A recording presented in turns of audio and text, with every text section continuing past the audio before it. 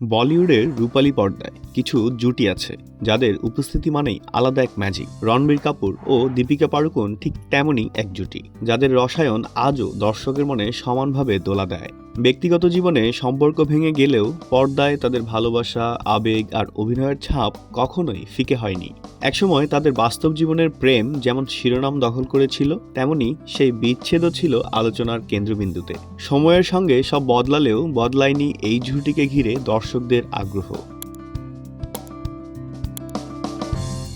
ইয়ে জওয়ানি হায় দিওয়ানি সিনেমায় নয়না বানি কিংবা তামাশা সিনেমায় ভেদ ও তারা, এই চরিত্রগুলো আজও বলিউড প্রেমীদের স্মৃতিতে গভীরভাবে গেঁথে আছে। 2015 সালে মুক্তি পাওয়া তামাশা সিনেমাতেই শেষবার একসঙ্গে রূপালী পর্দায় দেখা গিয়েছিল রণবীর কাপুর ও দীপিকা পাড়ুকোনকে। এরপর কেটে গেছে প্রায় এক দশক। বাস্তব জীবনে দুজনেই নিজেদের পথে এগিয়ে গেছেন, গড়েছেন আলাদা সংসার ও নতুন জীবন। তবু দর্শকদের মনে থেমে নেই কৌতূহল। বারবার ফিরে আসে সেই একই প্রশ্ন, রণবীর ও দীপিকাকে কি আর কখনো একই ফ্রেমে দেখা যাবে না, নাকি ভবিষ্যতের কোনো গল্প আবারও মিলিয়ে দেবে বলিউডের এই কাঙ্ক্ষিত জুটিকে।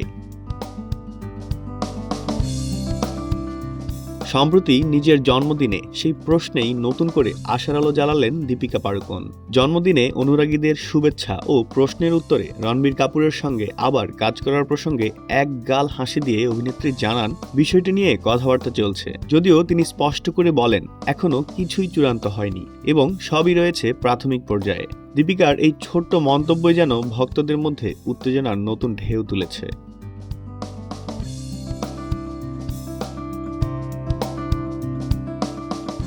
এরই মধ্যে অতীতের একটি ঘটনা নতুন করে আলোচনায় এসেছে।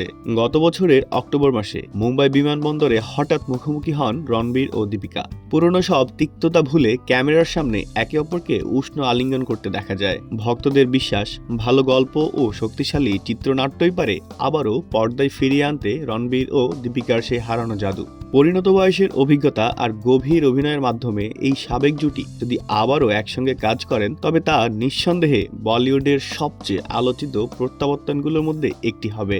এখন সময়ই বলবে এই ইঙ্গিত কি সত্যি বাস্তবে রূপ নেবে, নাকি স্মৃতির পাতাতেই সীমাবদ্ধ থাকবে রণবীর দীপিকার ম্যাজিক।